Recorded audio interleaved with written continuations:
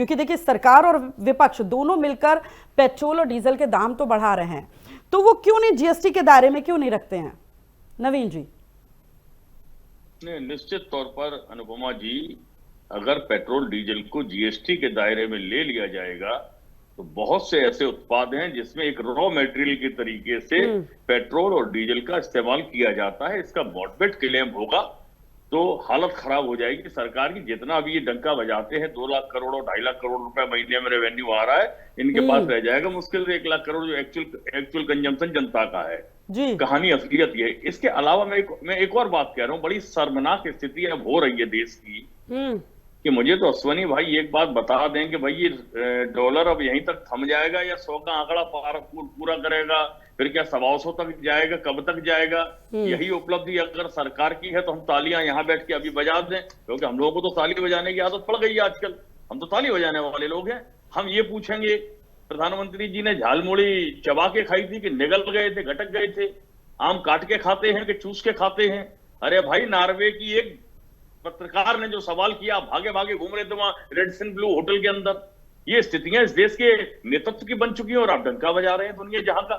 महंगाई से इस देश के अंदर गरीब आदमी जूझ रहा है, मिडिल क्लास जूझ रहा है, जो अपने लोन की किस्तें भर रहा है, अपने बच्चों की स्कूल की फीस भर रहा है, अपने दैनिक ऑफिस जाने आने के खर्चे भुगत रहा है। उसका दर्द पीड़ा समझने की कभी कोशिश की है भारतीय जनता पार्टी के ग्राम प्रधान से लेकर प्रधान चौकीदार तक किसी ने कोई जरूरत नहीं समझी। आपने केवल और केवल अडानी को अगर कुछ किसी ने कह दिया तो इनको ये लग जाता है कि जाने कौन सा इनका कपड़ा फाड़ दिया है कि इनको अंदर से सारा दिखाई देने लगा है। अरे भाई, अडानी आपका क्या प्रवक्ता है पार्टी का, अध्यक्ष है पार्टी का, कार्यकर्ता है पार्टी? क्या अडानी यार?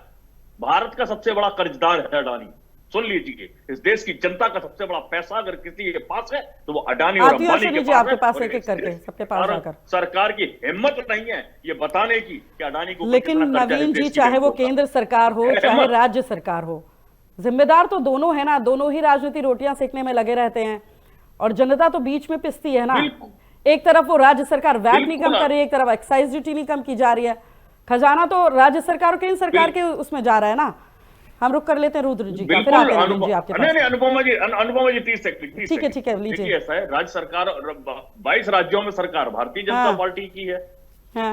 5 राज्यों में सरकार कांग्रेस, 7 राज्यों में कांग्रेस पार्टी की सरकार है। पहले 22 वाला पहल तो करे, तब विपक्ष से आप कह सकते हैं कि देखिए हमने ये किया, आप भी करिए, मिसाल कायम करिए। कहां कर पा रहे हैं? ठीक है रुद्र जी, आपके पास आएंगे, आप भी राजनीतिक विश्लेषक हैं। ठीक है, विश्लेषण करिए जरा। देखिए ये क्या टाइमिंग क्या गलत है? क्या लगता है कि चुनाव जब तक थे तो जो रेट थे वो फीस थे, अब तुरंत बढ़ना क्या दिखाता है? रुद्र जी। इस बात को तो देखिए सवाल हमेशा उठते हैं और हमेशा उठते भी रहेंगे कि जब चुनाव के दौरान इसके रेट को बढ़ाया जा सकता था उसको रोका गया, लेकिन सरकार जितना मैक्सिमम कर सकती थी वो भी तो जनता के लिए फायदा। अगर चुनाव के दौरान बढ़ा देते तो कौन सा उसको जनता को उससे नुकसान हो जाता? बस ये आप कह सकते हैं कि राजनीतिक फायदा ना राजनीतिक नुकसान होता, लेकिन जनता को कोई फायदा नहीं होता, तब भी जनता का नुकसान होता। और जो तेल की कीमतों पे हम लोग बात कर रहे हैं, तो देखिए इस चीज को समझना पड़ेगा हमको कि आप ये आंकड़े भी बताएं कि मुझे एग्जैक्ट नहीं पता है, सुनील जी शायद बता पाएंगे कि लास्ट टाइम तेल के दाम कब बढ़े थे भारत में। जो ये तेल के दाम है, मेरी जानकारी में जो मैं जान पा रहा हूँ 4-5 साल से इसी तेल के दाम पे बढ़ रहा है। नहीं तो आपने देखा होगा कि इस देश में केवल महंगाई की बात तभी होती है जब तेल के दाम बढ़ते हैं। उसके पहले कोई जानता भी नहीं इस देश में महंगाई है या नहीं है। तो सवाल ये उठता है कि तेल के दाम अब जो बढ़ रहे हैं वो एक वैश्विक समस्या है, उसके आधार पर बढ़ रहे हैं, तो उसको हम उस तरीके से नहीं ले सकते हैं जैसे वर्तमान परिस्थिति में। बहुत सारे मुद्दों पर हम सरकार को घेरते हैं और घेरना भी चाहिए।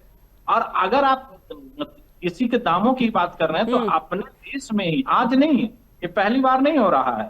हर स्टेट में, एक स्टेट और दूसरे स्टेट के बीच में पेट्रोल डीजल के दामों में मुझे लग रहा है 10 से 12 रुपए का फर्क है। उसकी वजह क्या है? क्योंकि देखिए सरकारें कैसे चलती हैं, सरकार कहीं ना कहीं से रेवेन्यू जनरेट करती है। बहुत सारे सरकारों के पास रेवेन्यू जनरेट का मॉडल अलग है, तो वो अपने पेट्रोल डीजल के दामों पर टैक्स कम लेती हैं, जिससे उसका दाम सस्ता। पहले आपने देखा होगा कि हम लोग नोएडा रहते थे तो दिल्ली तेल भराने जाते थे, क्योंकि दिल्ली और नोएडा के बीच का जो गैप था वो 4-5 रुपए का होता था। लेकिन आज नोएडा और दिल्ली का गैप नहीं है, क्योंकि उत्तर प्रदेश सरकार ने पिछले जो भी समय में बीजेपी की सरकार है उन्होंने उतनी रियायत दी है कि यूपी और दिल्ली का आज के डेट में सेम दाम। ठीक है, लेकिन इस परिस्थिति में आप उस तरीके से अगर देश को आजमाने की कोशिश करेंगे या सरकार को घेरने की कोशिश करेंगे तो मुझे लग रहा है वो उचित नहीं है, क्योंकि इस समय की जो परिस्थिति है पूरे विश्व में इस तरह से है। महंगाई हमेशा रही है, ऐसा नहीं है कि महंगाई कंट्रोल हो गई है, महंगाई बढ़ रही है, घट रही है, लेकिन सरकार जो मैक्सिमम कर सकती है कर रही है। अभी आपने देखा होगा कि जैसे वहां पर ईरान क्या कर रही है रुद्र जी, लेकिन महंगाई का गणित तो नहीं समझ में आ रहा ना, जैसा कि मैंने अभी नवीन दुबे जी से भी बोला था सब जगह कि क्या महंगाई का गणित तो नहीं समझ में आ रहा है ना, क्या सरकार कर रही है, चाहे वो राज्य सरकार हो चाहे केंद्र सरकार हो। भी मैंने नवीन जी से भी बोला था। ये सवाल मुझसे है? जी जी, आपसे ही। आपने कहा ना कि सरकार कर रही है, क्या कर रही है। देखिए, एक के बाद एक रेट ही तो बढ़ रहे हैं ना, पेट्रोल और डीजल के सिर्फ रेट बढ़ रहे हैं। आप ही लोगों से सवाल है कि हर दिन हर महीने बढ़ते हैं, लेकिन हर महीने आम नागरिक की सैलरी नहीं बढ़ती है। कांग्रेस का रुख करते हैं मनोज जी। मनोज जी, देखिए, कहा जा रहा है, केंद्र सरकार कह रही है जो कच्चा तेल है वो अंतर्राष्ट्रीय बाजार के स्तर पर बढ़ रहा है, तो इसमें केंद्र सरकार की क्या गलती है। वो कह रही है कि जो आपके शासित राज्य हैं उनमें कम कर लीजिए आप वैट की। डबल इंजन की सरकार, तीसरी बार केंद्र में भाजपा की सरकार, सभी राज्यों में लगभग भाजपा की सरकार, वो कांग्रेस से कह रहे हैं कि तेल सस्ता कर दीजिए। ये तो कहीं ना कहीं आप अपनी जिम्मेदारियों से भागने का ये जो है बहाना है। रही बात विश्व स्तर पर तेल बढ़ता है, मैं पूछना चाहता हूं कि जब जब विश्व स्तर पर तेल का दाम गिरा, कच्चे तेल के दाम गिरे, तो कब कब जनता को उसमें राहत भाजपा ने दे दिया।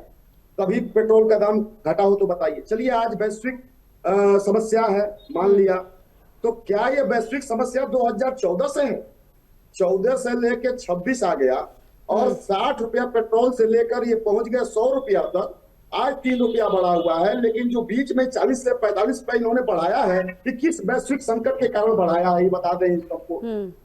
दूसरी बड़ी बात कि प्रधानमंत्री ने देश में आकर जनता से अपील किया कि आप पेट्रोल कम खर्च करिए, डीजल कम खर्च करिए, सोना मत खरीदिए, कुछ मत करिए। ये कहीं ना कहीं आप अपनी जिम्मेदारियों से भाग रहे हैं, सरेंडर कर। जब जब देश में महंगाई, बेरोजगारी, चाहे कोई भी समस्या आती है, आर्थिक संकट आता है, तो उस समय सरकारों की जिम्मेदारी होती है एक बेहतर रणनीति तैयार करना, एक ऐसा रोड मैप तैयार करना जिससे हमारी जनता उबर सके। भारतीय जनता पार्टी ने कोई ऐसा रोड मैप नहीं तैयार किया, ऐसा कोई रोड मैप जनता के सामने पेश नहीं किया कि जिससे लगे कि हाँ, इससे हमको उबार सकते हैं। इन्होंने तो सलाह दे दिया कि कम खाइए। हमारे यहाँ मुख्यमंत्री जी कह रहे हैं कि फालतू का खाना मत बनाइए। मैं पूछना चाहता हूं कि किसके घर फालतू का खाना बनता है? कह रहे हैं कि बेकार का पेट्रोल ना खर्च करिए। कौन अपना मोटरसाइकिल स्टार्ट करके छोड़ देता है? हर आदमी अपनी जरूरत के अनुसार ही अपनी गाड़ी को स्टार्ट करता है, जाता है। आज भाजपा के सभी नेता रील बनाने में लगे हुए, टेम्पो में बैठकर फोटो खिंचा रहे हैं, रील बनवा रहे हैं। उसके बाद से दोबारा उनका कोई वीडियो फोटो नहीं आया कि टेम्पो से चल रहे हैं। तो कहीं ना कहीं ये जो भारतीय जनता पार्टी है, जाल की पार्टी है, ये भ्रम फैला रहे हैं। इनको अपनी जिम्मेदारी तय करनी चाहिए और जनता के सामने अपनी बात रखनी चाहिए। हमारे नवीन, सुन लीजिए, नवीन दुबे जी बड़ा अच्छा बात कहे कि नॉर्वे में किसी पत्रकार ने उनसे सवाल किया, तो सुनिए ना, सवाल का जवाब नहीं दिए बल्कि वहां से आगे बढ़ गए। तो इससे क्या देश की छवि नहीं खराब हुई? मनोज जी, यहाँ पर जनता के हित की बात हो रही है, पार्टियों के हित की बात नहीं हो रही है। चलिए, सपा का रुख कर लेते हैं हम।